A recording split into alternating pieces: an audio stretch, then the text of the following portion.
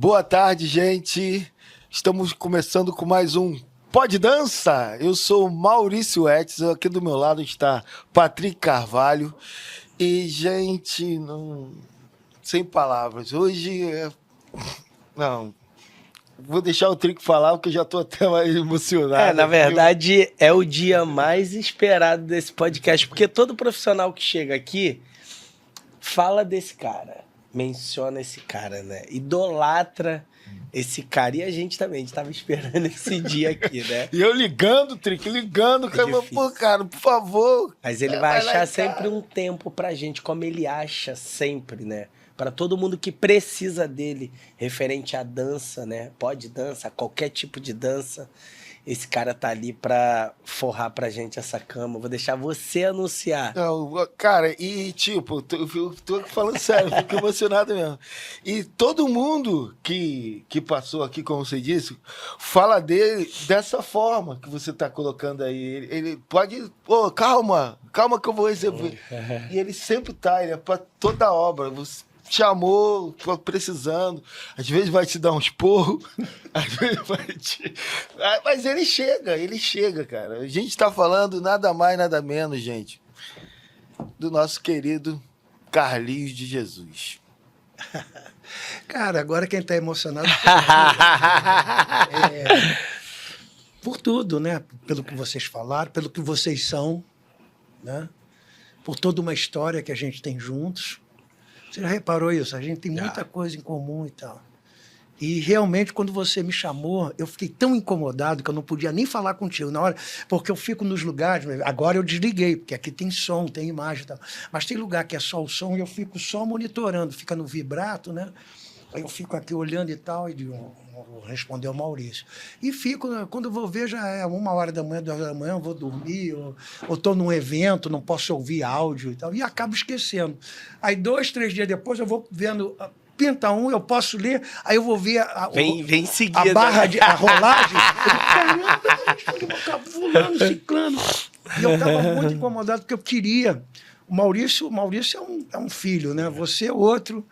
É um filho querido, né? A gente é irmão, melhor dizendo, né? É filho porque eu sou meio paizão mesmo, adoro dar esporro, né? Não, mano. Mas, enfim, eu estava muito incomodado de não poder. E essa semana eu só tenho hoje, quer dizer, intervalo hoje, porque eu tenho um compromisso daqui a pouco. Amanhã, gravação, feriado, mas eu vou gravar 2 coisas na minha casa. Pelo menos eu não vou sair de casa, mas vão ser 2 gravações lá em casa. Na quinta, ensaio de manhã, gravação à tarde. Sexta, já vou para a vida. Só volto daqui 10 dias. 10 dias, depois eu volto, 10 dias fico 1 e fico 15 fora. Aí eu tenho que encontrar a mulher, porque é Natal, né? Pelo menos a gente... Filha! A filha mandou um beijo. Ai, que saudade. Carlinhos, você é... Nossa, é tudo na nossa vida, né, Trick?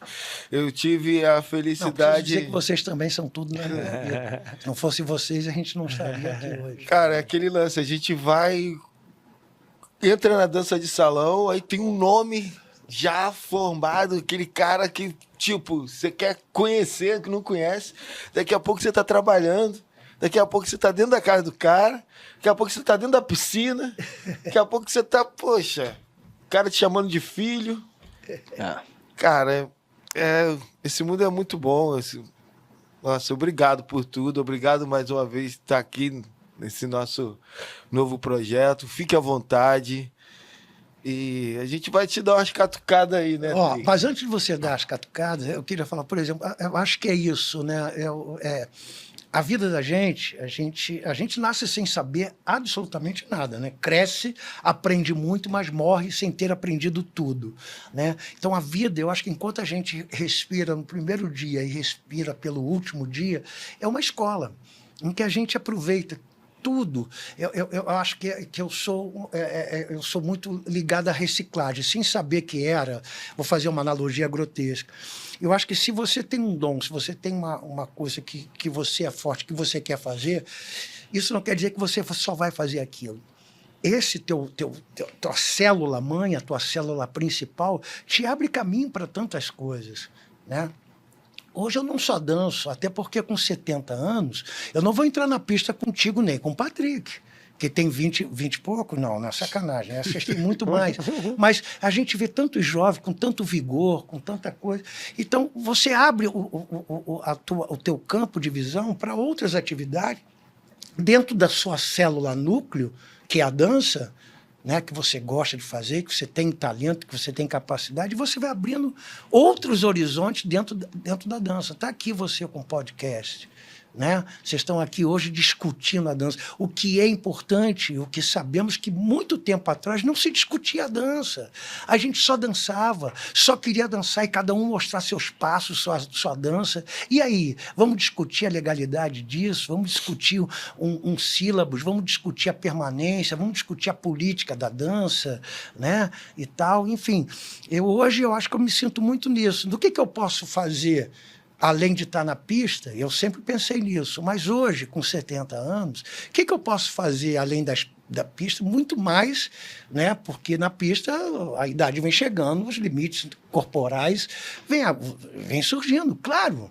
Né? E outros jovens vão surgindo. Então, o que eu posso trazer dentro desse legado todo, dessa história toda que eu fiz? Fui para Brasília, vou aqui articular, né, a nossa gafieira como um patrimônio imaterial brasileiro, por que não? Não só carioca. Vou discutir o que eu posso fazer. Você pode chegar para mim amanhã, pô, tem um projeto de lei, cara, esse projeto tem... Vamos embora, meu irmão, estou contigo. Eu acho que é isso, né? Eu acho que vocês, vamos dizer assim, quando eu falo vocês, é uma geração depois da minha, né?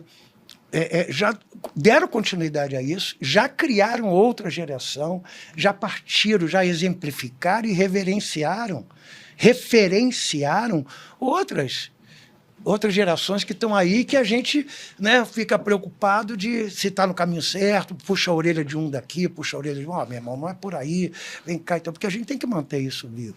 E eu acho legal hoje estar aqui com esse projeto. Quando você falou, meu irmão, eu disse, pô, mas é claro que eu vou, agora como eu vou atender? Aí eu olhei na agenda do meu celular, né, que a Raquel, quando confirma tudo, a Raquel vai me passando. Eu digo, caralho, não vi uma brecha. Aí mandei uma mensagem para a Raquel, já era 1h da manhã. Mandei uma mensagem para a Raquel, vê uma agenda aí que eu quero... É um podcast do Maurício. Ela perguntou, que Maurício? Que a gente conhece 3 Maurício. Maurício Edson. Agora a gente já fala, o Edson. Ah, é do Patrick. Né? Patrick só tem um, né? Aí não é bagunça, né? Falando desse tempo que não tinha, né, o que você está falando, eu quero começar por aí, Carlinhos. Me conta esse teu início, me conta desse tempo que eu lembro que você contava uma vez que você pulava o muro para entrar no baile. Patrick? Me conta como... Poucos sabem essa história, hein? Como surgiu a dança assim na sua vida, Carlinhos? Maurício, Patrick, a minha mãe era do lar, né? E arrumava a casa com um espanador. Me lembro de espanador, tinha um cabo grande e eram penas bem grandes também. Então, ela daqui, ela espanava essa prateleira aí que está distante. Uhum. E ela espanando a casa, eu sei que nós tínhamos uma vitrola. Me lembro disso até hoje, uma vitrola Telefunken, cheia de teclados. Era o iPod da época, era a modernidade, era a tecnologia da era e tal. Da época, e minha mãe ouvia muito Célia Cruz, boleros, ela ouvia Lúcio Catica, Bienvenido Grandas, Big Bands, ela adorava, Duke Ellington, os grandes, Kurt Bass, que era hoje um grande compositor dos grandes musicais nos Estados Unidos e tal, mas Duke Ellington, Kurt Bass, oh meu Deus, aquela... cantora maravilhosa, Sarah Vogel. Enfim, ela vivia ouvindo música. E com o espanador, às vezes eu pegava o espanador e dançava com o espanador. Eu e minha irmã, brincando aqui, acolá e tal, ela me pegava pelos braços, me colocava em cima dos pés dela e saía fazendo passos comigo. Conta ela com 4, eu com 5 e tal. Eu me lembro com 7. Nossa. Com 6 para 7 anos, aí em cima da hora, a escola de samba do meu coração, minha origem, minha raiz toda, foi fundada. Foi fundada em 1960. 59, perdão, em 1959. 59 para 60. E eu, né, meu pai muito social, meu pai era aquele cara hiper querido no bairro, todo mundo gostava do seu Amarante, tudo o seu Amarante era convidado, tudo o seu Amarante ia, de enterro a casamento o seu Amarante ia. Aí eu ia colado na calça dele, eu ia com ele. Claro, quando ele foi ver assim, em cima da hora, essa escola e tal, ele apoiou, não sei, chegou a ser presidente da escola, inclusive. E, enfim, eu morava numa ladeira, no alto da rua, né, número 161 da Almeida Reis, e eu ficava ali, escutando aquela batucada. Meu pai deixava eu e minha irmã ficar na casa dos coleguinhas ou na esquina, na rua, que a gente morava numa casa de esquina, até 10 horas. 10 horas tinha que estar em casa. 10:01 já entrava puxado pela orelha. 10:01, meu pai já reclamava. Rapaz, 10:01. Digo, não, falei para você 10 horas. Então, 10 horas você tinha que estar aqui dentro. E não, 10:01. Por isso o rigor. Então, e ele Quem era esse assim. cara puxou? Quem cara Jesus puxou? Aí, eu me lembro que 10 horas era a hora que o samba estava esquentando, cara. E a gente tinha que sair da quadra.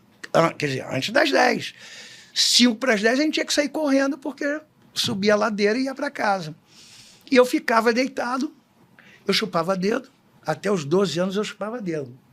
E coçava o nariz assim, e me embalava na cama. Por quê? Para mim, eu era muito elétrico, eu me cansava e dormia. E que eu escutava lá de cima? Surdo. Bateria. A bateria da escola e aquele surdo marcando. Primeiro e segundo. E eu... me embalava. Então eu digo que o samba me embalou. E isso me fez ir para as festas. Eu já ia para as festinhas de aniversário. Como eu falei para você, meu pai ia de enterro a casamento. Então, festa de batizado, festa de 15 anos, baile debutante, casamento. Meu pai estava, e eu ia lá exercitar com as meninas o que minha mãe me pegava nos pés, né? Desde pequenininho, que eu já estava já dançando com ela. Aí eu ia dançar com as meninas, e era a atração das festas.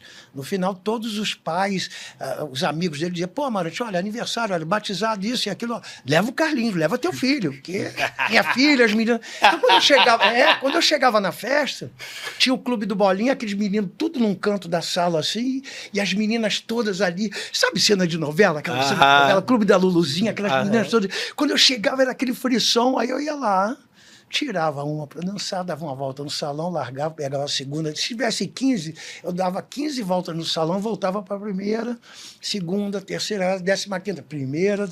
Então era muito. Aí que é a minha história com a dança. Desde da minha mãe, desde a Em Cima da Hora, que quando eu vou desfilar Em Cima da Hora, eu não desfilei como passista. Eu desfilei como casal de gafieira. Uma mulher preta, bonita, mais alta do que eu, tanto que no desfile ela teve que ir com o salto abaixo. Eu pedi para ela com o salto baixo. Porque nos ensaios, quando ela botava o salto, eu ficava com a cara dela bem nos peitos dela. Sabe? Já estava ali de frente para o crime. Já desde pequenininho eu dançando com ela, e assim com a cara. E eu me lembro que ela disse que ia fazer uma gota d'água, vestir. Isso é um detalhe. Uma gota d'água, que é aqui, né, um corte aqui no vestido, só que ela fez uma poça d'água, uma abertura tão grande. E eu via os seios dela, uma mulher muito bonita, e mais velha do que eu, não tanto, né? Porque a mulher sempre se desenvolve mais do que o homem. Eu esmirradinho, já dançando a gafieira na Avenida Marquês, na Rio Branco. Em Cima da Hora estava na Rio Branco. Depois é que ela foi para Presidente Vargas. Desde essa época eu comecei a desfilar. Então, a dança, como tudo começou, acho que foi isso. A coisa social do Seu Amarante. Primeiro em casa com a minha mãe, aquele treinamento, aquela brincadeira de ouvir as músicas. Tanto que hoje eu sou louco por Sarah Vogel, Célia Cruz, adoro os boleros e tal. E muitas dessas coisas muito mais tradicionais, né? Não por saudosismo, mas porque realmente foi a minha formação musical. E depois é Em Cima da Hora que me abriu para o mundo, né? Aí, enfim, inconscientemente, até a minha fase adulta, a dança era um hobby. Até que eu percebo que eu podia, do meu hobby, né, sobreviver, né, e fazer uma atividade que eu sempre, inconscientemente, queria, sabia, mas que não aceitavam, ou talvez, né, porque aquela coisa de sociedade. Minha mãe queria que eu fosse médico, eu cresci querendo ser médico, faço vestibular para direito, me formo em pedagogia e acabo dançando. Né? Então, acho que a dança sempre teve inconsciente até a minha fase adulta, quando eu realmente decido viver da dança. Essa é a minha história com a dança, né? Com todo esse início. Né? Era Carlinhos Amarante. Amarante, traz teu filho. Ah, quem é aquele? Aquele é o filho do Amarante. Ou quando queriam identificar, tinham 2 Carlinhos no bairro. Carlinhos Ventania e o Carlinhos Amarante. Né? Enfim, aí ganho meu primeiro estandarte como Carlinhos do Amarante, porque quando saiu no Globo, Carlinhos, aí o Ventania, ganhei o estandarte, o cara mais velho, passista, né? E eu desfilando de gafia. Não, em 85 eu já desfilava como passista. E eu não achei que eu tinha ganho o estandarte. Tinha uma rivalidade com o Ventania ali? Não, ele já era adulto, eu era moleque. Ah, entendi. Né? Não é que eu era moleque, eu era bem mais novo. Mas ele ficou na bronca. Alô, Ventania, se estiver me ouvindo, meu irmão. Mas entendeu? Ele ficou na bronca. Confesso que ele ficou na bronca. Tanto que quando falaram, é você, Carlinhos? Não sou eu. Eu fiquei naquela dúvida. Aí eu já estava todo mundo dizendo que era eu. Aí ele dizia, não, quem ganhou fui eu e tal. Eu vi ele dizendo isso para mim. E eu achei que era ele mesmo. Até que veio a confirmação, não, era o Carlinhos do Amarante. Aí, meu irmão, foi só comemoração. Né? E eu me lembro quando eu fui ganhar o estandarte, não era essa grande festa que é hoje, no clube, era ali na rua Irineu Marinho, em frente ao jornal o Globo. Fui eu, minha mulher e a Antonieta para receber o prêmio. E acabamos de receber o prêmio. Antonieta, eu vi a Antonieta que subiu de uma árvore para poder assistir. Né? Quando acabou, peguei a Antonieta e fomos para aquele clube dos bombeiros que tem ali no aterro, que tinha um baile ali todo domingo. Quando acabava meu Deus, quando acabava o Casal 20, a gente ia para lá ou para o Circo Voador. A Antonieta foi comigo comemorar o estandarte. Pegando essa liga, Carlinhos, e os bailes? Me fala sobre isso. Como é que é? Como é que era? Como é que é hoje? Rapaz, você quer que eu venha de lá? Queremos. Olha, eu cito 2 grandes bailes no Rio de Janeiro, né? Um mais antigo, que é o Para Todos, na Pavuna, e o baile do Giló, no Cais do Porto, onde hoje é o ensaio da Unidos da Tijuca.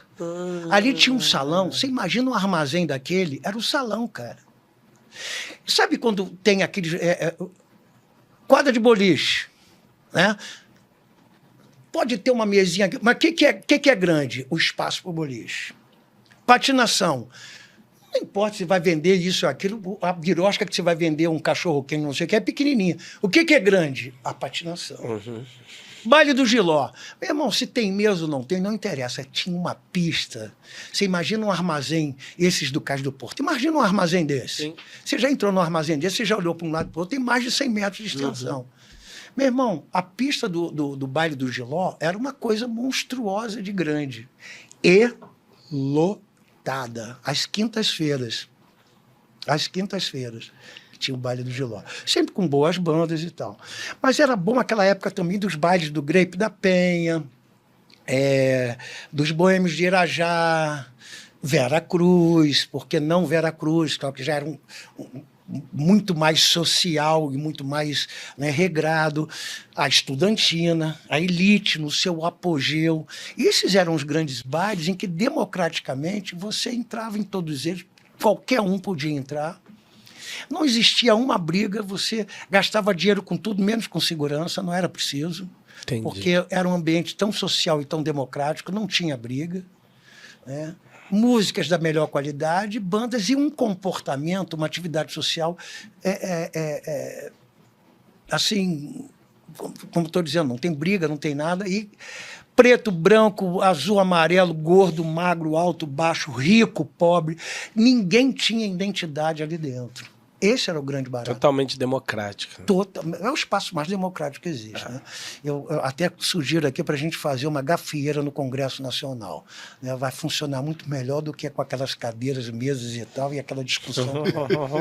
Porque a dança sempre foi muito democrática.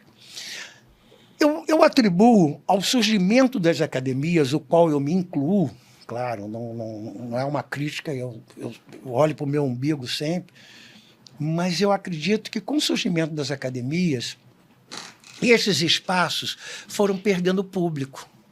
Porque o que é a dança de salão? No seu início todo? Uma atividade social. Tanto que quando eu opto pela dança como uma profissão, eu tive que impor a mim mesmo determinadas condutas e procedimentos para que eu fosse encarado como um profissional. E não mais aquela, dá uma dançadinha aqui. Olha, meu aniversário, eu te dou 3 convites, vai você, tua parceira e tua mulher. Outro dizia, vai lá, então eu te ofereço jantar. Eu digo, porra, peraí, eu não estou dançando porque eu não tenho o que comer. Não é bem isso. Dá uma dançadinha aqui, eu queria ver se eu fosse um proctologista, se todo mundo ia pedir uma examinadinha, né? Então era uma coisa que isso... Eu digo, não, peraí, determinadas condutas ou determinados pontos de vista não são bem chegados. Então eu comecei a me doutrinar e a lutar por determinadas situações para que eu tivesse realmente uma coisa profissional. A dança começa a tomar um vulto profissional. Não só, eu estou contando a minha parte, mas, claro, outros tiveram essa mesma oportunidade, ou se tiver esse pensamento ou não, não sei, né? Mas aí nós temos o Oswaldo, nós temos o nosso querido Oswaldo Marquinhos de Copacabana, Russo, Valdeci, oh, meu Deus, corrija se eu estiver errado. A Antonieta já está, vamos dizer assim, a Antonieta é a nossa grande primata, né? E tantos outros nomes. Valdir. E aí vai, né? Com uma visão profissional ou não, alguns foram ocupando seu espaço, né? E eu parti muito para a questão, porque eu percebia que os bailes estavam morrendo um pouco em função das grandes festinhas, vamos dizer assim, que se chamavam bailinhos nas suas academias. Então, o aluno, que era o grande cliente e o grande frequentador desses bailes, naquela época, quem fazia aula de dança era quem ia para as gafieiras dançar. Então, eles procuravam as academias para aprimorar sua dança, para se exibirem, alguns que já tinham uma conotação profissional ou social, para dançarem nas gafieiras. Então, o que a gente fazia? A gente fazia o bailinho, o cara preferia ir. Acabava a aula, ele não tinha que se locomover, o carro já estava estacionado, ele estava com os amigos que ele conhecia, ele não tinha vergonha de ir para o salão num ambiente de gafieira que tinham muitas pessoas que ele não conhecia, ele estava num ambiente que todo mundo, ninguém o recusava, porque era uma turma, eram amigos da academia, e isso foi crescendo.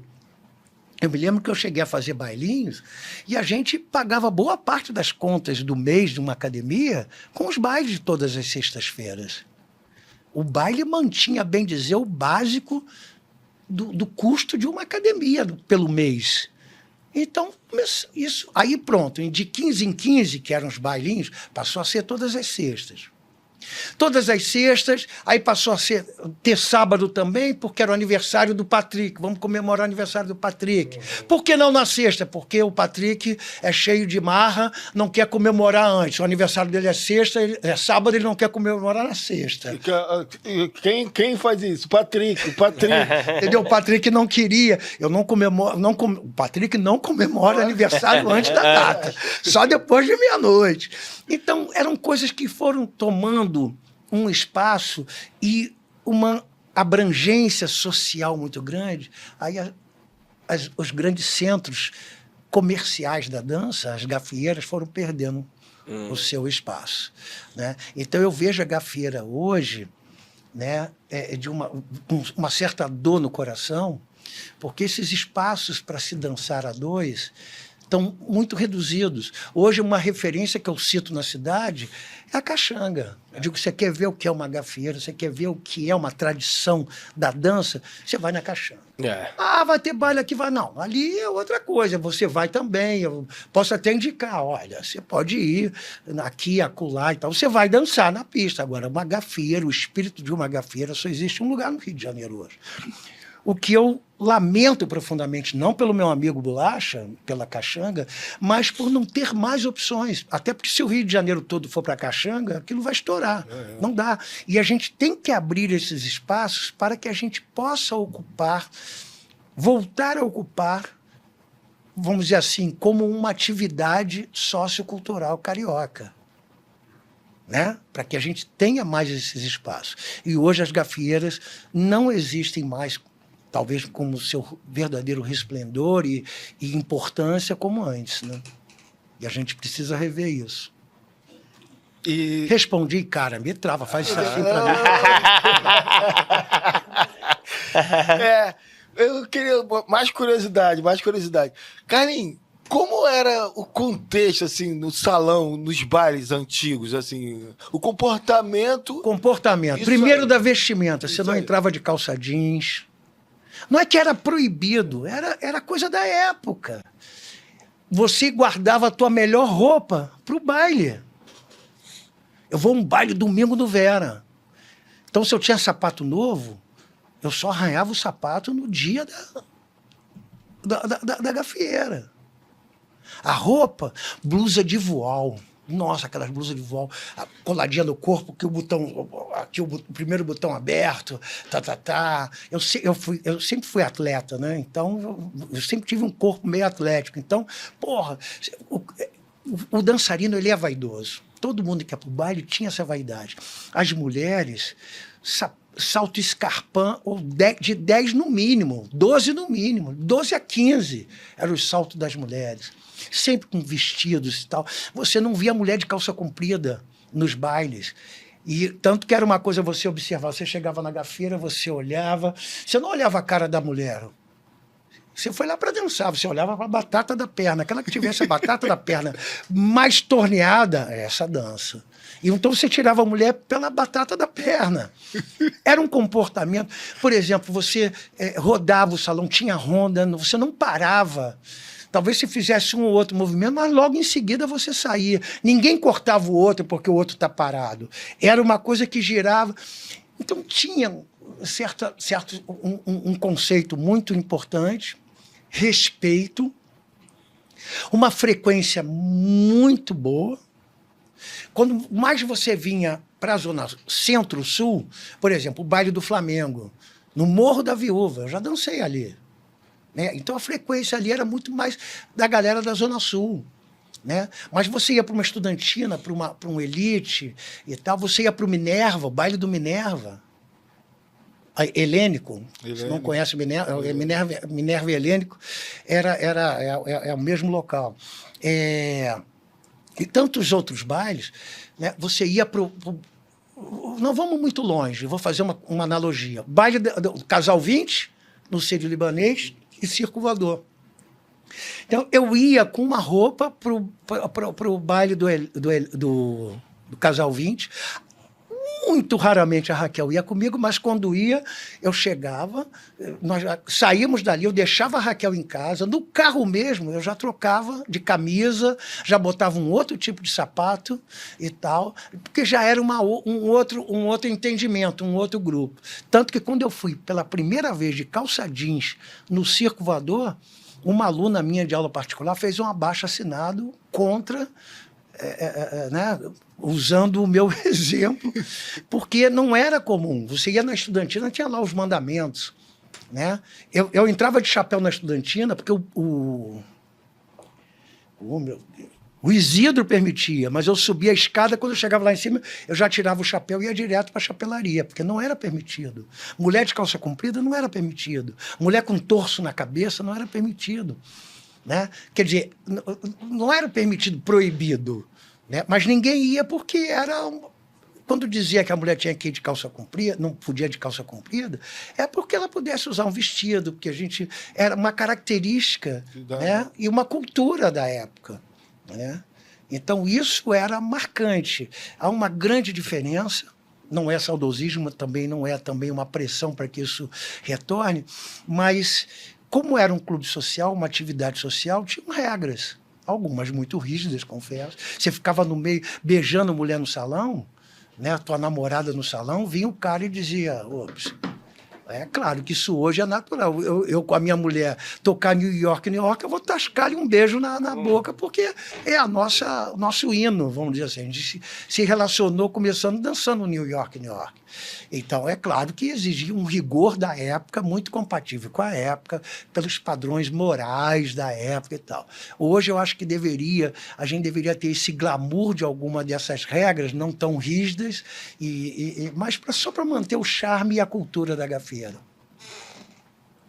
E hoje você vê essa diferença. Claro que todo mundo vê essa diferença.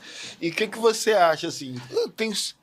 Tudo tem o seu lado bom, né? O seu lado pró e seus lados contra, né?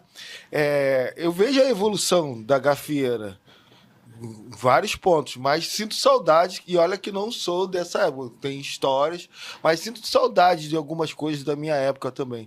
Como você vê isso? Como você enxerga isso? Eu tenho os prós e os contras, né?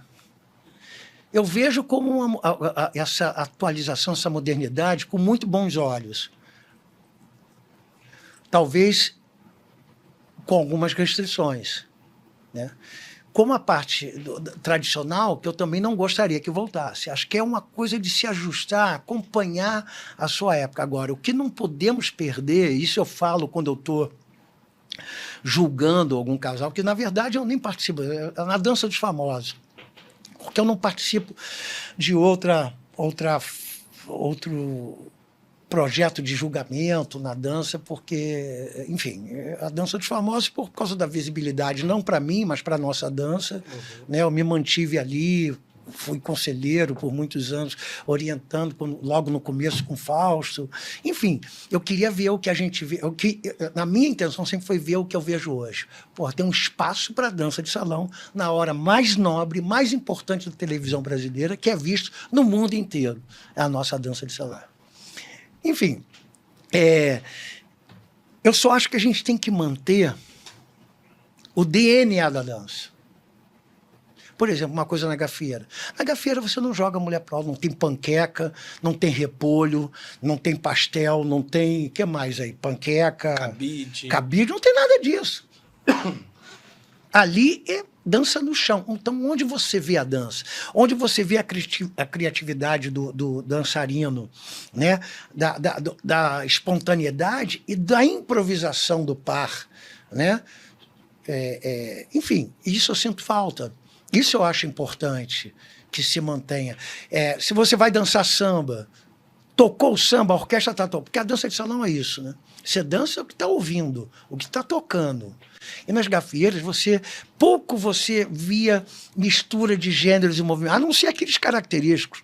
Ou no cruzado, por exemplo, um balão apagado, que é do machista, que está no samba, dos cruzados, que vem dos boleros, do tango, tem no samba. Mas você não ficava misturando, ou, né, era até proibido, vamos dizer assim, ou estava dentro do regulamento, não é que seja proibido no sentido, proibido, não pode, vai ser retirado.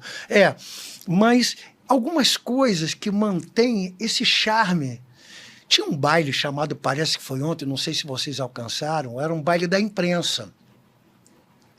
A ABI, Associação Brasileira de Imprensa, fazia um baile chamado Parece que Foi Ontem. Que eu me lembro dos últimos, era no Monte Líbano, na Lagoa. Era um baile cobiçadíssimo. Então você imagina toda a imprensa brasileira que vinham de vários outros estados brasileiros para ir nesse baile. E era um baile de época, um baile a caráter. Então você via piloto dos anos 30, aquele com uma touquinha marrom, com óculos Ray-Ban, aquele famoso Ray-Ban, não sei o quê, com aquela roupa justa no corpo, com uma bota marrom até o joelho e tal. Você via do Vento Levou, a Scarlett, você via com aquela... E eram produções maravilhosas. Eu sempre fui de malandro, tá? Sempre fui de malandro, com camisa de chapéu. Sempre fui de malandro. Então, existia esse glamour. Isso eu sinto falta. Hoje, se você fala para um baile de época, para o indivíduo, você fiz um baile a caráter, o cara vai de tênis. Não me leve a mão. Não é que é proibido você ir de tênis, não é que é proibido você ir até de bermuda num baile. Mas se está lá escrito a caráter, anos 30, ou é um baile de debutante, black tie, o cara nem sabe o que é black tie. Ele vai de jeans, Eu acho que isso, porque isso te faz uma viagem. É que nem um Halloween. Porra, nego, e ninguém vem me criticar, não. Se quiser me cancelar, pode me cancelar. E não vem dizer pra mim que isso é não sei o que, não sei o que lá. Porra, tu faz Halloween, cacete. Que é uma cultura de fora. Né? Você faz Halloween. Não sou contra o Halloween, que façam. Porra, eu não vou no Halloween com a camisa do Flamengo e um tênis e uma bermuda. Eu vou no Halloween de Drácula. Eu vou no Halloween de abóbora. Porra, eu vou num baile no Teatro Municipal, um baile de gala. Eu vou de black tie, eu vou de smoking. Porra, se o cara faz o Halloween, por que ele não pode... E não vem me criticar, não. Porque, porra, se tu faz o Halloween... Quer dizer, eu sinto falta desse glamour. Baile à fantasia. Pô, o cara paga uma grana para pegar um abadá na Bahia e entrar naquela porra e ficar lá exprimido, né? Ou uma camiseta para ir aqui num bloco, 2 para lá, 2 para cá, do Carlinhos de Jesus, seja Porra, o cara paga e ele vai com a camiseta, porque é obrigado a ir com a camiseta, senão ele não entra. Porra, por que ele não pode, a gente não pode ter, porque a dança de salão é cafona, é machismo, isso, aquilo, impor? Não, é o glamour. Os bailes, a dança de salão, ela vem de uma conotação altamente social. Vem dos bailes de debutantes, vem das festas de 15 anos, dos bailes de formatura do colégio militar. Eu já dancei. Porra, era lindo aquilo, tinha um glamour. Se a gente pudesse voltar a esse glamour, quem sabe a minha neta queira fazer uma festa de 15 anos. Já que nem minha filha quis, né? Preferiu uma viagem do que eu fazer uma festa de 15 anos. Eu dancei festa de 15 anos na filha de todo mundo, na minha filha eu não dancei. Vou ver se danço na minha neta. Isso é tão legal, você fazer uma festa. Tudo bem, toca lá a música que ela gosta e tal, mas eu vou fazer a cabeça dela para dançar uma valsa comigo, aí é uma questão pessoal. Mas, pô, isso eu sinto falta nos bailes de hoje. Eu acho que isso faz falta. Como também acho legal a modernidade hoje, quando a garotada vai e dança um samba rock, dança um samba funkeado, dança tantas outras coisas, o zouk, por que não a lambada, né? Mas eu vou falar o zouk, os outros gêneros que naquela época não existiam, né? Eu acho legal dele ir vestido como ele quer e tal, mas é moderno, é uma garotada, a levada é outra, mas eu acho que algumas coisas, né? Então, a modernidade com a tradição, com o DNA do samba, é uma questão de se manter a característica. E você saber, eu vou para um baile de gafieira, eu vou para um baile funk, eu vou para um baile hippie, eu vou para um baile sei lá de quê, você saber que você está indo para um lugar e vai ver aquilo. Eu acho importante. Não sei se falei demais, ou o cara tá lá, tá até chateado. Tanto que eu falo. Carlinhos, como falei aqui no início, né, eu tive essa felicidade de conviver com você. Então eu tenho várias histórias. Se pudesse ficar aqui o dia todo, a gente ficava. Mas, assim, tem umas curiosidades que eu acho legal. Tem uma história sua que você tinha uma amiga, um grupo de amigos, né? Mas chegou uma amiga para você e assinou teu nome. Não, te assinou teu nome. Te pediu um autógrafo. E ali você falou que ainda não era, né, conhecido. E ela falou, vou guardar que um dia você vai ser fulano de tal. Quando surge Carlinhos de Jesus? Quando surge Carlinhos de Jesus surge como funcionário público na época, dentro de uma instituição de reclusão a menores infratores, funcionário público,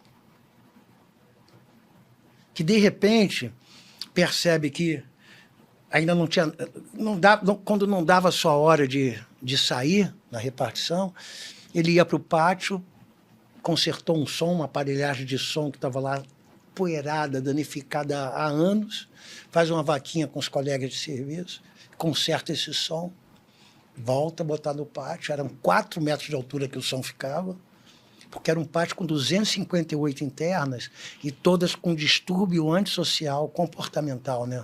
Antissocial grave, homicidas, toxicômano, altamente dependentes de drogas. Enfim, eram menores, como se chamava no meio jurídico, menores de segundo ofício. Tudo com crime nas costas, de uma certa forma. E que, de um tempo, foram misturando menores se perdiam na rodoviária. Vinham de outra cidade, chegavam na rodoviária, não achava quem as iam buscar, e se perdiam, no final parava na DSPM, que era a Delegacia de Segurança e Proteção Menor. De lá o juiz acautelava na instituição. Era uma mistura, era um ambiente muito conturbado. E eu me via, eu trabalhava com muito afinco, porque não era por causa do meu salário, era porque eu estava fazendo algo por quem precisava do meu apoio. Então, se eu chegava no juiz, o juiz não sei o que não podia atender, eu insistia para o juiz me atender, porque eu estava com um documento de uma menor que precisava sair daquela instituição, né?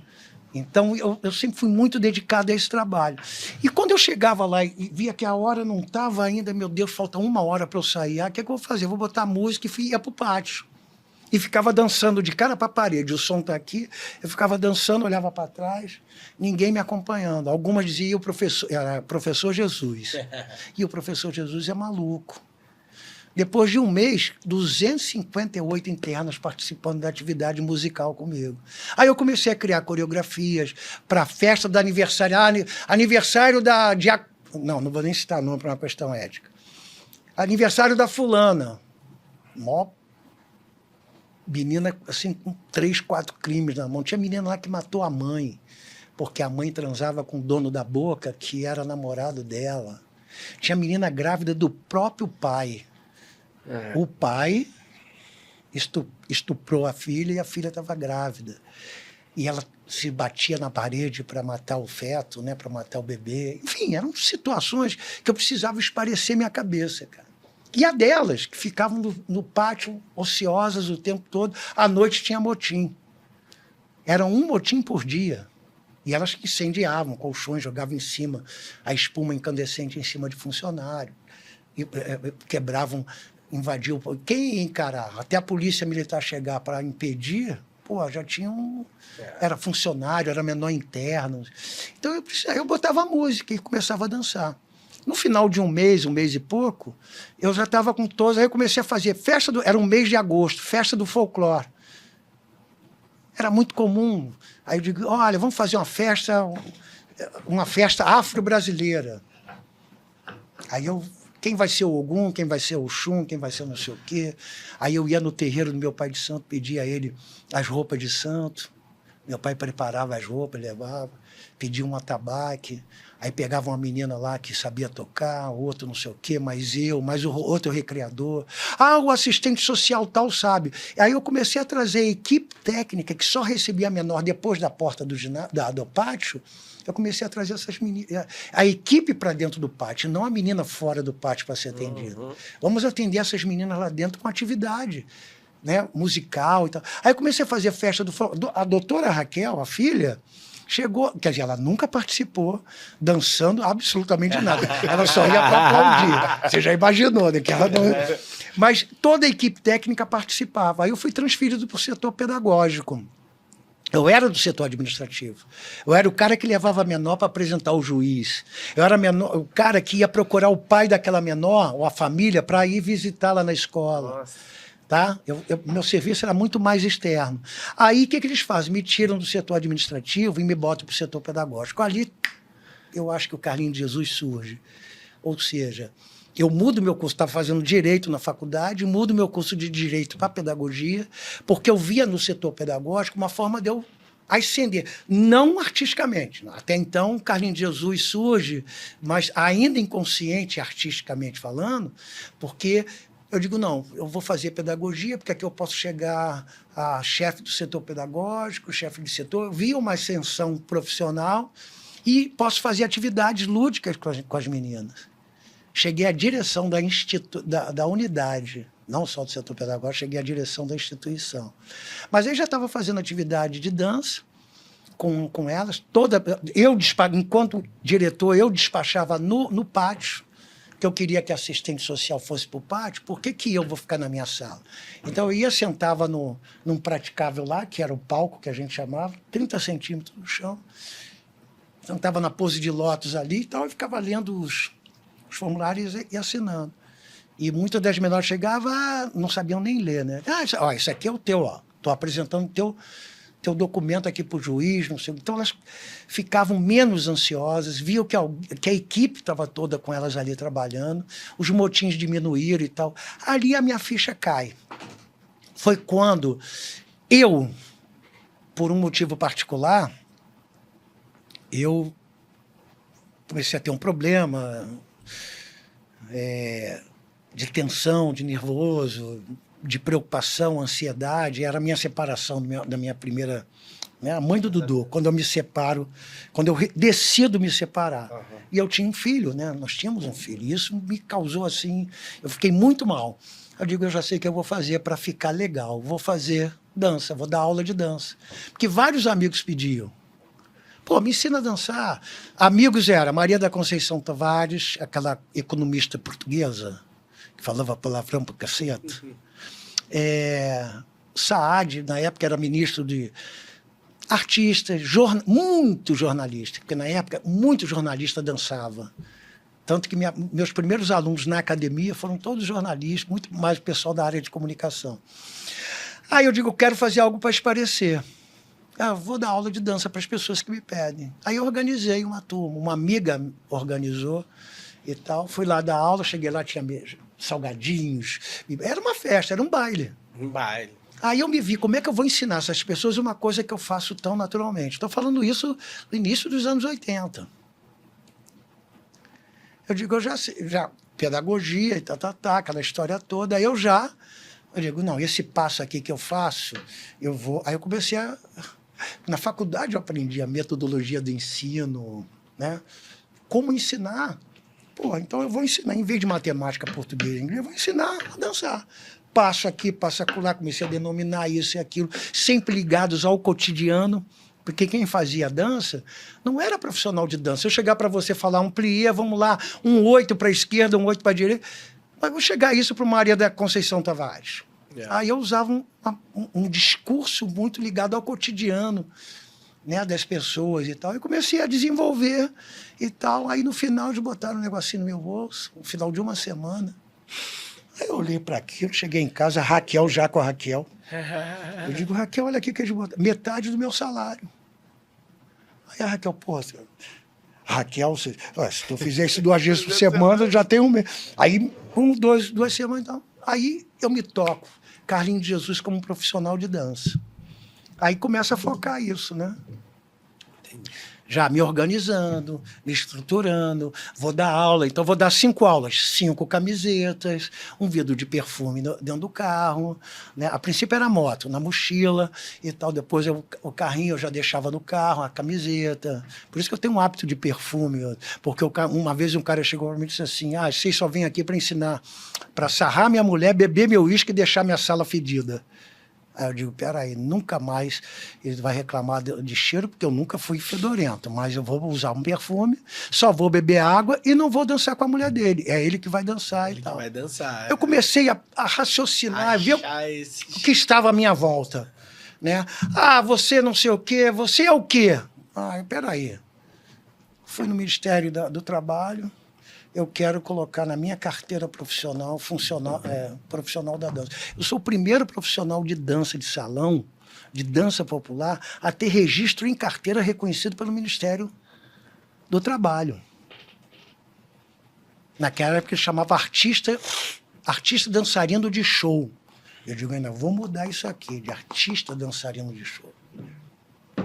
Não é à toa que hoje eu estou com a ministra pleiteando, ou seja, não para mim, porque eu não preciso de mais nada. A dança precisa de mim. A dança precisa de você, a dança precisa de todos nós, inclusive quem está nos assistindo. Aí eu comecei a ter esse pensamento, né, me sindicalizar, e isso eu levei para todos. Quando eu formo a minha primeira companhia, né, a primeira formação da companhia, você já vem na terceira formação da companhia. O que eu exigia de vocês? Sindicalização, a documentação. Porque não é só dançar, não é só ser bonito e dançar.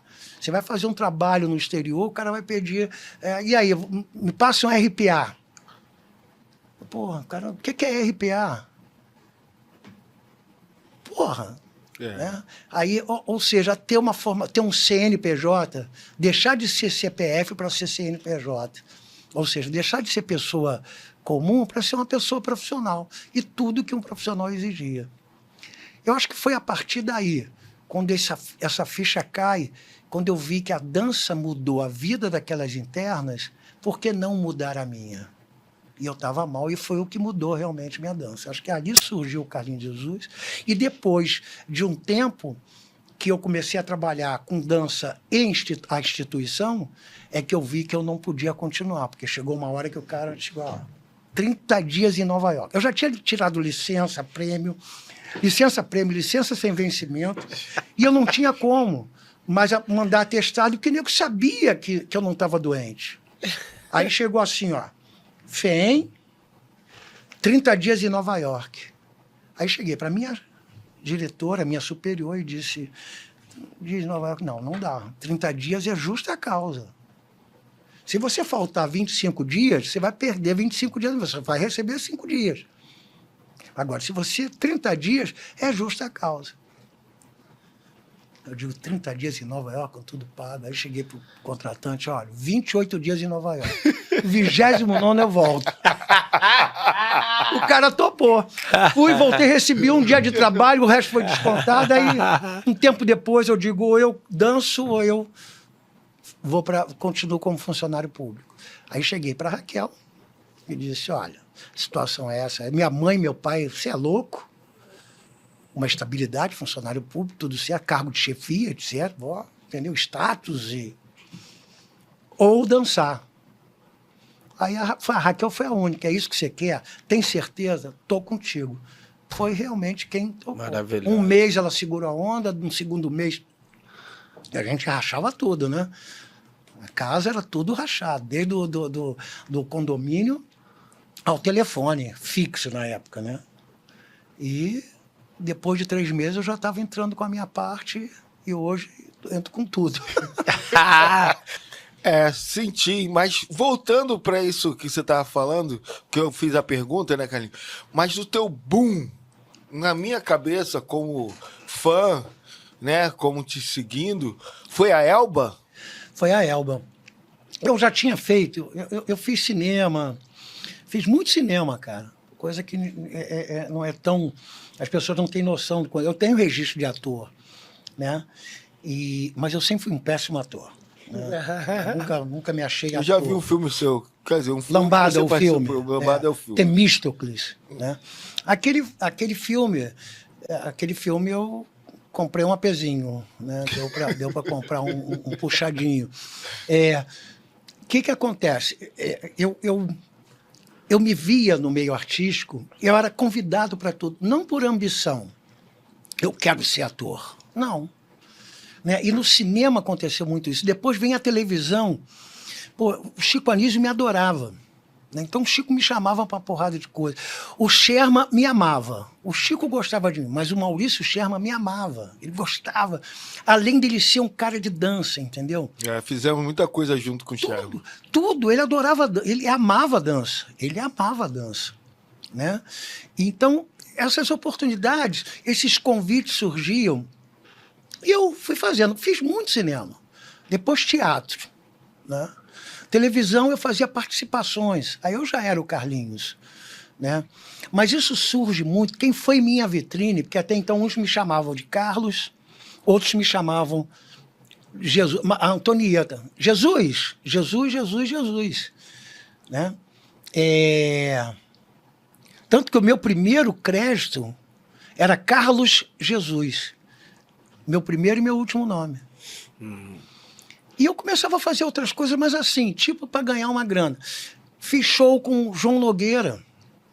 Foi meu primeiro grande palco, se você perguntar, meu primeiro grande palco.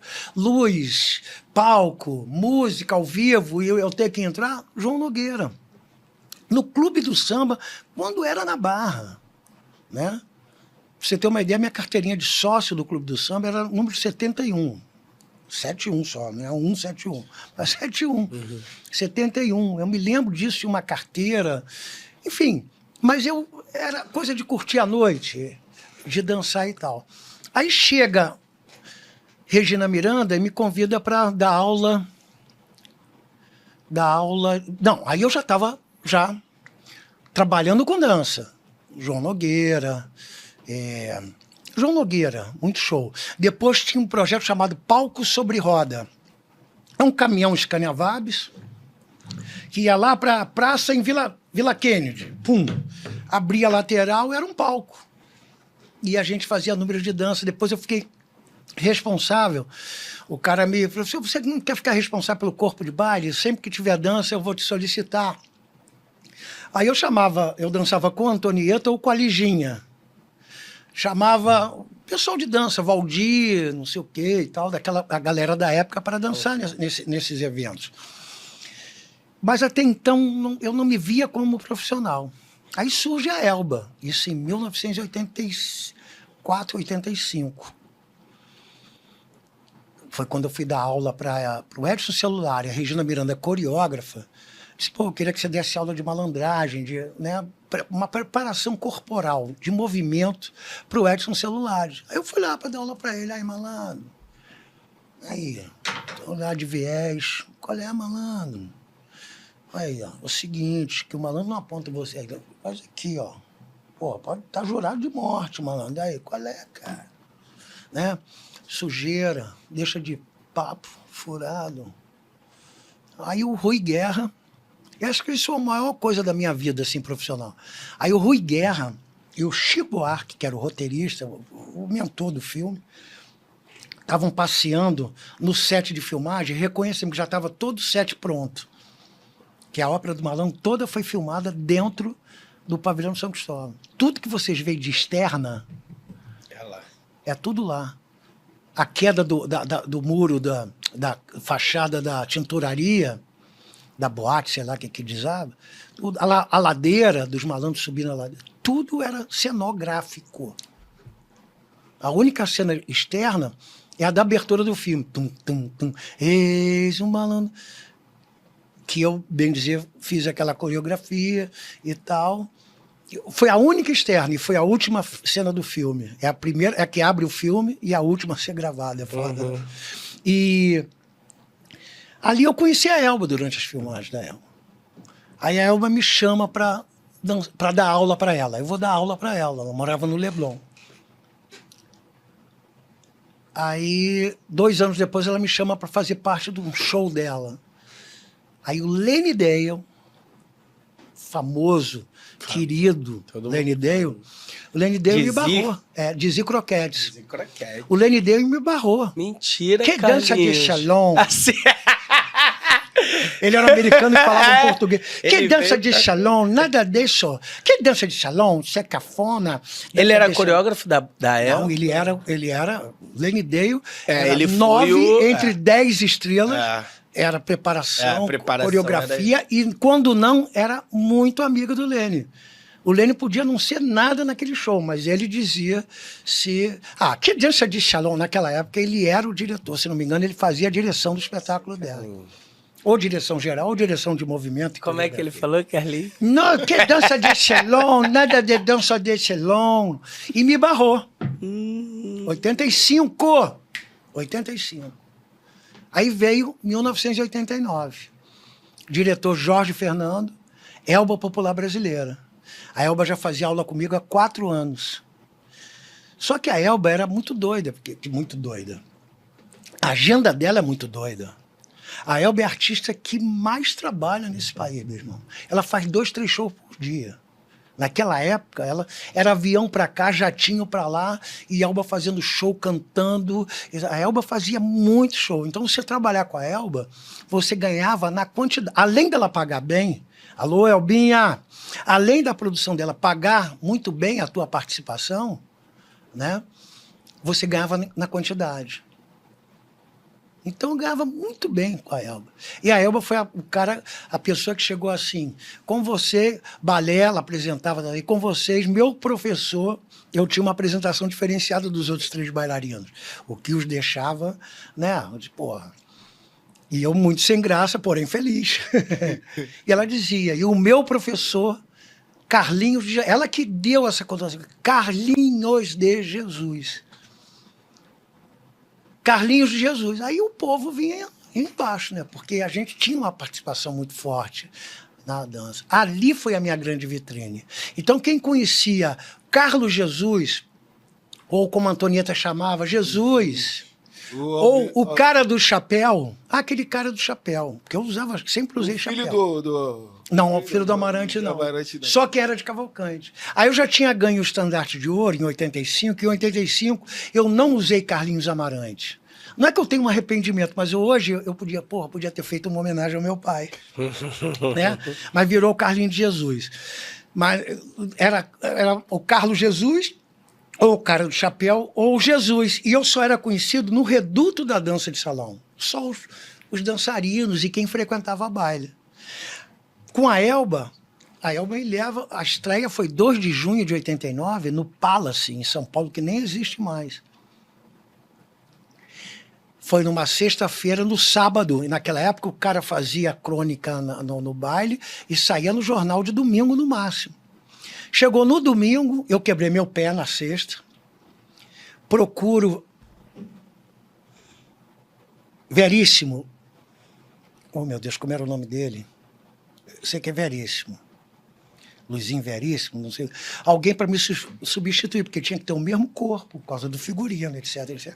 E pegar a coreografia. Claro que ele não fazia todo o show, mas tudo que era dança de par com a Elba, saiu sexta-feira, sábado de manhã do Rio, foi para São Paulo. Eu preparei ele durante até a hora do show e ele dançou no meu lugar. No domingo saiu uma crítica. Na época de um dos maiores, um Chechel, sabe, os grandes feras da crônica, era o Tarek de Souza, que ainda é vivo, o Tarek. Isso é assim. Lá, ele falando do show, uma página inteira, ele elogiando, porque o show ganhou 2 anos seguidos como o melhor show do ano. Aí vem lá a crítica. Vale o ingresso, o show, é de arrebatar arcebispos. Vale o ingresso, o show que Elba Ramalho dá com o seu professor Carlinhos de Jesus. Foi a minha grande vitrine. Eu acho que ali virou a chave para o Carlinhos de Jesus quanto artista. Quanto professor, quanto profissional de dança, ou ter a dança como profissão, foi a FEEM que me alertou para isso. Mas para o público, de um modo geral. Aí eu virei... No final, para você ter uma ideia, para encurtar um pouco a conversa, os contratos da Elba, o nego já vinha no contrato da Elba a obrigatoriedade de levar o bailarino, o professor Carlinhos de Jesus. Quando eu percebi isso, eu pedi aumento para o empresário da Elba. Foi indo para Portugal. Sentamos junto, foi eu, Elba e ele, no primeira classe, né? Eu sentei do lado dele e digo, pô, Carlão, é aí. Eu sei que esse contrato eu estou indo porque... Não foi nem banda, ela levou o playback debaixo do braço. E o bailarino... Você tinha eu soube, aí ele aumentou o meu cachê. Você fez uma pergunta que eu não respondi, uma curiosidade, como foi quando eu era garoto, quando eu saí escondido para ir para o baile, para a gafieira. Isso. Em Cavalcante tinham 5 associações sociais. A Escola de Samba em Cima da Hora, o AEC, Associação Esportiva de Cavalcante, que meu pai foi presidente, Centro Comercial de Cavalcante, Associação Atlética Bancários de Cavalcante, que já era do outro lado da linha, e AMAR, Associação Marítima Atlética e Recreativa. No AMAR eu ia a bailes com Ed Lincoln com Copa 7, que era o máximo, e devaneios. Ed Lincoln é antes de Copa 7, devaneio. Lafayette, vai no YouTube que você vai achar tudo. Lafayette, eram os grandes bailes com os teclados, né, época da Jovem Guarda. Bom, minha mãe, né, rigor, tal, 10 horas a gente tá dormindo, não sei o que e tal. Aí meus pais iam dormir. Quando meus pais iam dormir, eu saía na ponta do pé, puxava o saco da minha irmã para ela não me caguetar, né? Quando ela brigava, ela me ameaçava, ela me controlava com as minhas fugidas, né? Então eu tinha que pisar pianinho com ela. Aí eu pulava um muro, lá já tinha jogado sapato, não sei o que, e ia para o Centro Comercial de Cavalcante, CCC. E o CCC, eu não entrava porque eu era menor, eu era guri. né? Aí o que eu fazia? Eu ia para o terreno baldio que tinha do lado, e o terreno baldio era mais alto, e tinha, o final do terreno tinha você tinha um muro que separava esse terreno do centro comercial de Cavalcante, e tinha um basculhante. E eu, magrinho, né? Do muro, eu pulava no vasculhante e entrava pelo vasculhante, que caía dentro de um quartinho, em cima de um vaso, no banheiro das mulheres. E quando não, tinha a mulher lá fazendo xixi, né? Eu dizia, é o Carlinho Amarante, é o Carlinho Amarante. Aí elas ficavam na dela, me ajudavam, quando elas estavam dentro do banheiro, e eu entrava no baile, pelo banheiro das mulheres. Dançava, e naquela época tinha um fiscais de salão. Não para ver quem está dançando ou não, para ver se tinha menor. Eles chamavam inspetor de menores ou fiscal de menores. E eles ficavam geralmente num platôzinho mais alto e olhando. Aí eles olhavam, tudo de par dançando, par. De repente uma cabeça só, a mulher dançando. Aí ele chegava lá, quando chegava lá era eu. Pegava pela orelha. Embaixo da saia. Mas eu já tinha dançado meia hora. Esse era meus bailes quando eu... Já te tiraram, 10, 11 anos já me tiraram. E eu não ia pra FEBEM, pra FUNABEM, que era em Quintino, na rua Clarimundo de Melo. Naquela época, os menores eram levados para FUNABEM. Porque eu era o filho do Amarante, aí o cara liberava. Digo, olha, vou fazer queixa para Amarante. Pô, não fala nada pro meu pai, não sei o que e tal. Aí eles não contavam. Ou quando contavam, eu disse, pai, você está saindo de casa escondido. Mas ele gostava, porque depois as mulheres do baile... Paravam ele, Depois eu conto até outra história, que não pode contar aqui. Ó, vou falar aqui na frente de vocês, porque, gente, é muita história. Tem pessoas que, né, já tiveram aqui, e eu falei isso, mas o Carlinhos, cara, tem que ser umas 10 horas, no mínimo, de conversa. Então, aqui na frente de vocês, eu já tô falando aqui, vamos marcar um dia, não vai ser agora, pra ele falar agora, não. Mas você vai ter que voltar aqui. Volto, sim. Filho, você vai ter que voltar aqui. Tem muita coisa, porque a gente queria falar agora, né? A gente vai dar uma passada rápida. Dudu, Raquel, essa Tainá, neta linda, Tainá, família. Luan. Olha, Juan. É Juan. É porque o meu é Luan. O Dudu é Juan. Olha, eu diria, quando se fala de família, eu costumo contar uma parte da minha vida em que ela se fez presente, né? Aí eu já falo de tudo. Falo do Juan, falo do Dudu, né? Em que a dança teve presente. A dança, na minha vida, eu diria que primeiro ela foi uma carta de alforria. Me libertou de uma série de preconceitos e amarras da sociedade, né? De paradigmas e preconceitos que a sociedade te imprime. A dança me libertou disso. É meu passaporte porque ela me levou para o mundo. Sou pedagogo formado, fui funcionário público, exerci minha profissão, mas eu acho que nenhuma profissão me levaria para o mundo como me levou a dança. E me mostrando, e com privilégios. Eu não considero isso uma vantagem, mas foi um fato. Que hoje eu falo para as pessoas, meu irmão, tu é solteiro, não tem nada que te prenda, mete a mochila nas costas e vai para o mundo enquanto você está jovem, aproveita, aprende um idioma e vai dançar no mundo, né? Coisa que eu não fiz. Não tive oportunidade e quando tive eu não quis de sair do Brasil para trabalhar com a dança, ganhando em dólar, $3.000 por mês, que era um boníssimo dinheiro, sem custo, sem nada, porque era tudo, moradia, alimentação, tudo, né?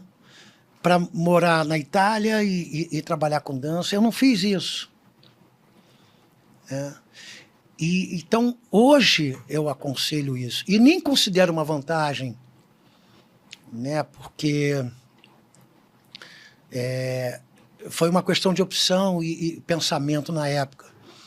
E esse passaporte, a dança pode oferecer hoje. E hoje, em outra situação, o cara pode sobreviver da dança, sim, com dignidade e em condições de ter uma qualidade de vida legal.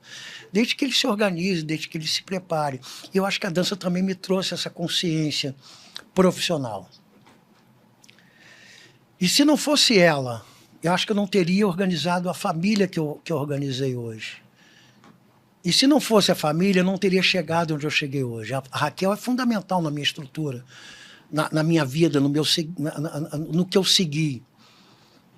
E trabalhei muito, muito fervorosamente para que eu pudesse dar uma condição de vida melhor para os meus filhos. O que meu pai tentou fazer e não conseguiu. Né? Não conseguiu, não por índole, por falta de oportunidade, por falta de condição, mas ele fez o que pôde e fez muito bem. Primeiro, me educar, e segundo, me manter, fazer as coisas. Tudo bem, quando eu quis dançar, ele me botou numa academia de jiu-jitsu. Né? Mas hoje, pensando hoje, quando eu vi essa oportunidade que através da que a dança estava me dando, de eu dar a melhor escola do Rio de Janeiro para minha filha, dar condições para o meu filho que não morava comigo, mas toda a liberdade que ele podia, tudo que ele podia, que eu podia dar, né? Enfim. E foi a dança. Por último, meu grande divã, minha grande bengala. Porque os 3 momentos piores da minha vida, 2 primeiros, assim, foi a dança que me segurou quando a minha mãe comete o suicídio. Meu pai falece, né? Eu estava numa estreia de teatro com a Marília Pêra, quando meu pai morreu. Teu pai faleceu primeiro? Meu pai faleceu primeiro. E eu estava vestindo o corpo do meu pai e minha mãe disse assim, cara, vai embora. Tá na hora de ir pro teatro. Naquela época não tinha celular. E ela, não. Eu falei, mãe, eu não vou. Não tenho como sair daqui. Não tô com condições de ir. Tá sim. Você é profissional. Não adianta você ficar aqui, o enterro é amanhã. Vai, trabalha e volte. O trabalho vai te fazer bem. E eu saí desnorteado do hospital e fui a pé pro Teatro João Caetano. A pé. Não é porque é longe, é perto, é tudo no centro. Hospital dos Servidores. Fui andando até o João Caetano. Quando eu cheguei no João Caetano, Marília Pêra estava me esperando na porta de entrada, que é aquela porta lateral dos artistas. E minha mãe pegou um orelhão que tinha no corredor do hospital e ligou para o Teatro João Caetano. Aí avisaram a Marília me esperou, me abraçou e disse, vá lá, tome seu banho e desça. Meu camarim era no 3º andar, o dela no 1º, e desça que eu estou te esperando.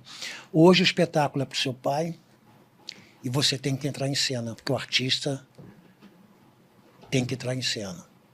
Aquilo para mim foi forte por ser a Marília Pêra, imagina, uma grande dama do teatro e da TV. Do momento dela me conscientizar da importância, né? Não que eu tinha uma importância de personagem, de participação na peça, mas eu era um elo de uma grande corrente, né? De um grande elenco, e do apoio que ela me deu. E realmente eu saí aliviado do espetáculo. Depois, o segundo momento foi o suicídio do meu sobrinho. Não, perdão, o suicídio da minha mãe. 5 dias antes de uma apresentação minha, acho que com a companhia, em Resende, no hospital, na Santa Casa de Misericórdia de Resende, em que toda a verba, toda a arrecadação dos convites, tudo que foi arrecadado, eu não cobrei cachê, todo o meu cachê era para reverter para a obra da sala de dermatologia da Santa Casa de Misericórdia. E minha mãe já estava internada. No 5º dia, em coma, e no 5º dia era o show. Meu cunhado, que era o presidente da Santa Casa, queria cancelar. Eu disse, não, você não vai cancelar. Porque a causa é nobríssima e... Não, deixa, vai acontecer o evento, porque eu não vamos deixar as pessoas, né? Já compraram o ingresso e é para a sala de pneumatologia. E eu me lembro, antes de abrir a cortina, era uma casa que tinha uma cortina, eu ficava com a cara assim, bem rente à cortina. Quando a cortina abria, meu rosto aparecia assim, frontal. Eu olhei para a coxia, eu vi minha mulher na coxia, a Raquel. Nunca, em momento algum, vocês viram a Raquel na coxia durante o espetáculo? Nunca. Quando eu olhei para a Raquel ali, eu disse, minha mãe morreu. Eu me lembro que eu falei, mãe, esse show é para... A cortina estava aberta. Esse show é para você. Dancei. No final a cortina fechou. Eu olhei, ela já estava me esperando. Eu digo, vamos agora. E a Raquel é assim, né? Vambora que sua mãe morreu, não sei o quê, não sei o quê. Vambora que seu pai morreu, não sei o quê. Enfim. E ela, vambora que sua mãe morreu e tá indo pro velório, né? E por último, meu filho.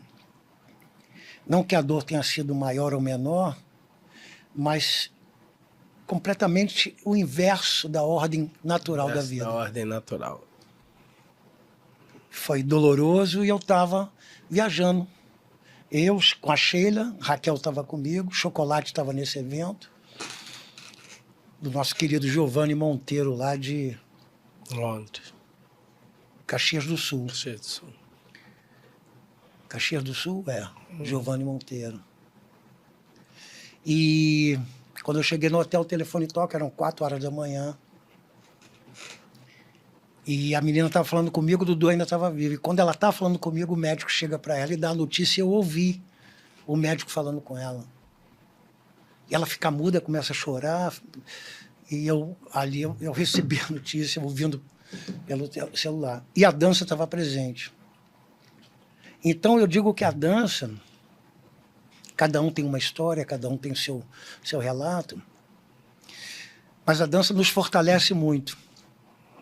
A dança nos prepara tanto para a alegria quanto para a tristeza. Então eu digo que a dança é uma celebração. Quando você vai num aniversário, você celebra dançando a alegria ou aniversário de alguém.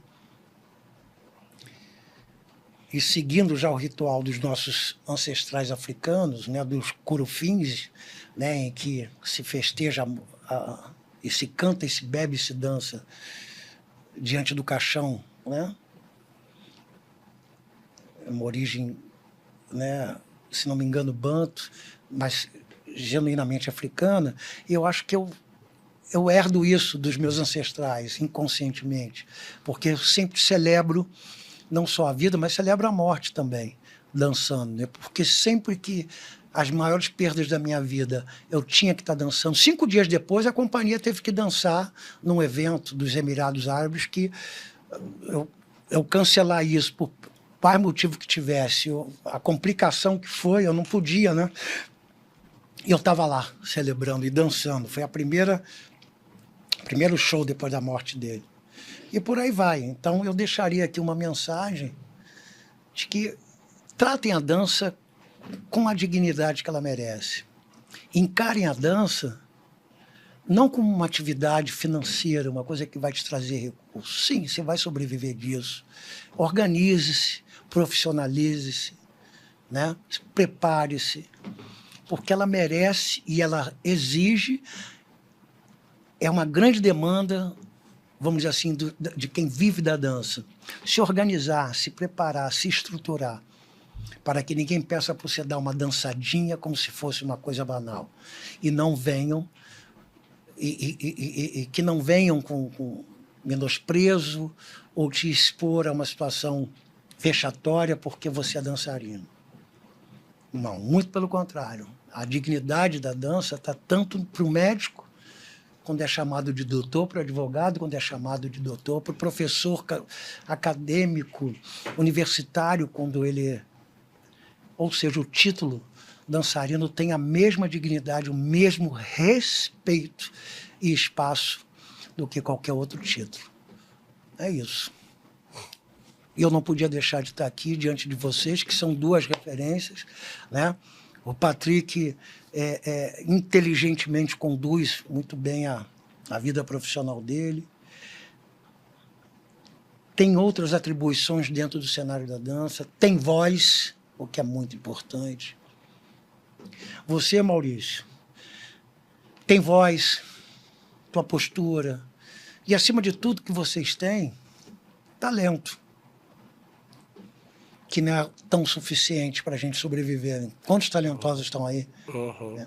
E nem a falta de oportunidade, porque oportunidade a gente procura, a gente caça, né?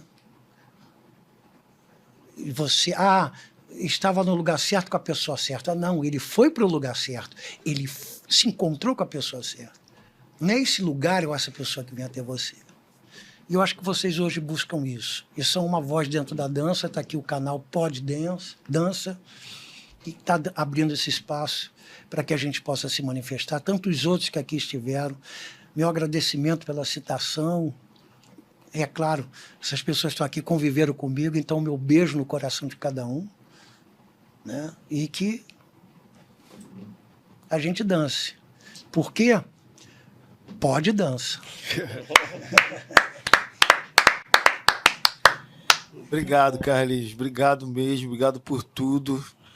Você faz muito parte da minha vida, muito parte do meu aprendizado, muito parte da minha caminhada e não só da minha formação como dança, mas como homem também.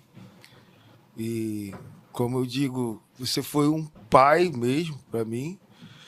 E considerava o Dudu como meu irmão, só vivia dentro da tua casa com ele. Ele é meu irmão mesmo. Na outra vida ele foi meu irmão, a gente era muito ligado.